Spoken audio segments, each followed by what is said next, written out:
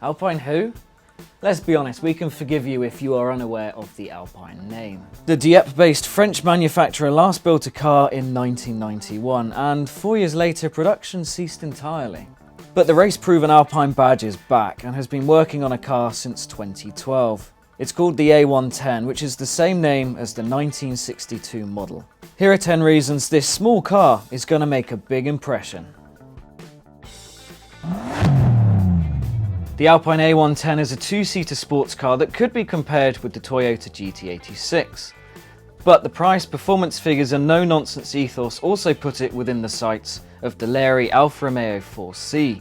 And based on the dimensions, it's almost as small.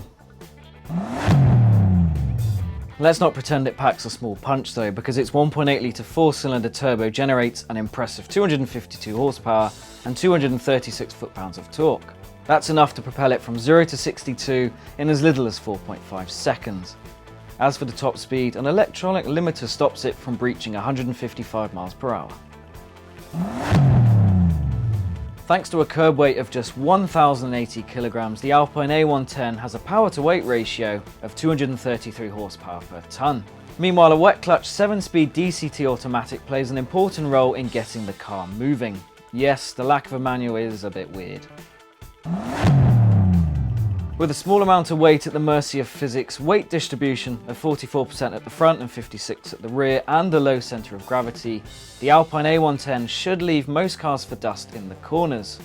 After all, Alpine became famous for conquering mountain roads, so we have high hopes that it will rock again. A few tricks keep the weight down, such as a special rear brake system with an integrated parking brake actuator. Not only is that a world first, it saves 2.5 kilograms. The 18-inch forged alloys, meanwhile, are of the lightweight variety, and the one-piece bucket seats are just 13.1 kilograms apiece. Those round headlights are a tasteful nod to the original A110 Berlinetta, and are of the LED variety. Then there is the X-shaped rear light design, sloping rear windscreen and retro side profile, all of which help it look new and yet share some of the prettiness of the original car. Beating the interior of the 4C was never going to be that difficult, was it? But then Porsche is another potential rival.